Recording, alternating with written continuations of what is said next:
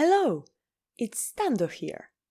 We want to help you to become mindful, improve your productivity, lower your stress level, and live a happy life. If you are new here, please make sure to subscribe and click this like button to never miss new video that we create especially for you, my friends. Mindfulness is the practice of cultivating focused awareness on the present moment. Is both a daily habit and a lifelong process. It's most commonly practiced and cultivated through meditation, although being mindful does not require a meditation practice. It's awareness that arises through paying attention on purpose in the present moment and not judgmentally. That was explained by Jon Kabat-Zinn, the founder of the mindfulness-based stress reduction technique. It sounds pretty simple, but actually, when we start paying attention to how much we pay attention, half of the time our minds are all over the place and we have a very hard time sustaining our attention. Today, we want to show you some things that mindful people do every day to stay calm, centered, and attentive to the present moment. They turn daily tasks into mindful moments.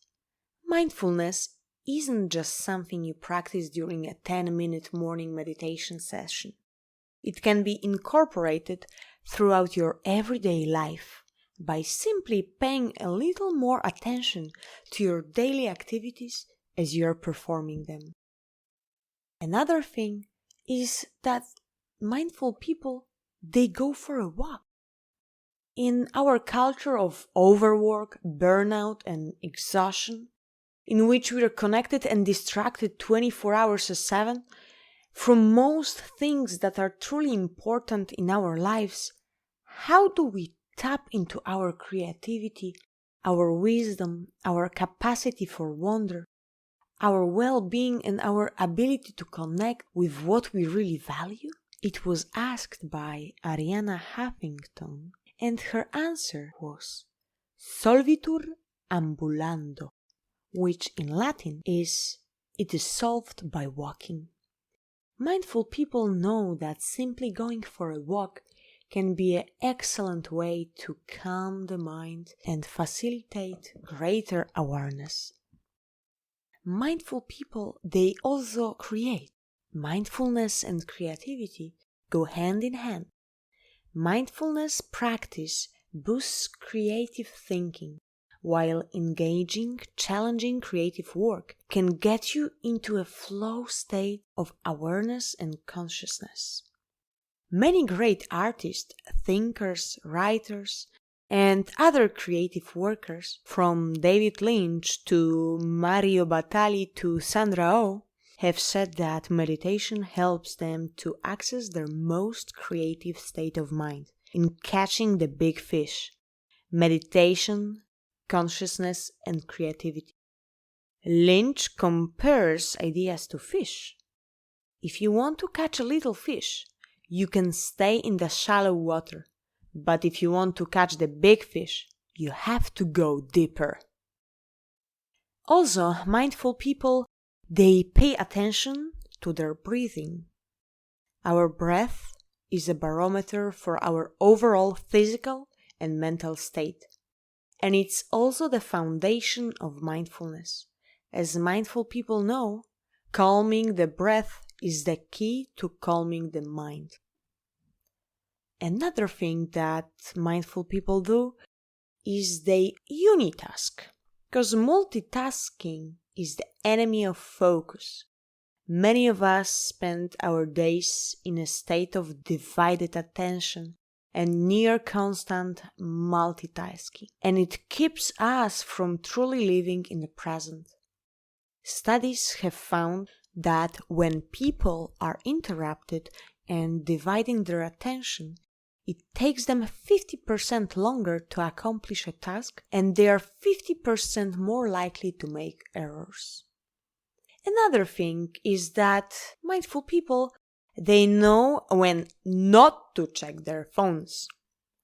They have a healthy relationship with their mobile devices. They set and keep specific parameters for usage.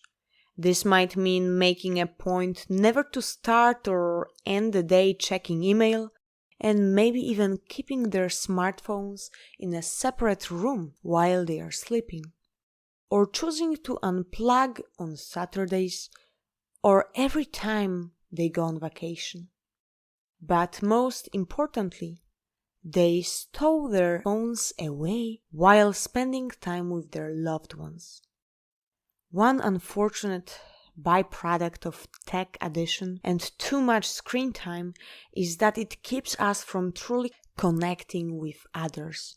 As Hope Lab CEO Pat Kristen described her own aha moment, "I realized several years ago that I had stopped looking in my children's eyes, and it was shocking to me." It was the time when she changed usage of the smartphone. So that's what we recommend to you as well. When you spend time with your loved ones, please limit usage of the smartphones to take care of your relationship and to enjoy the time with your family.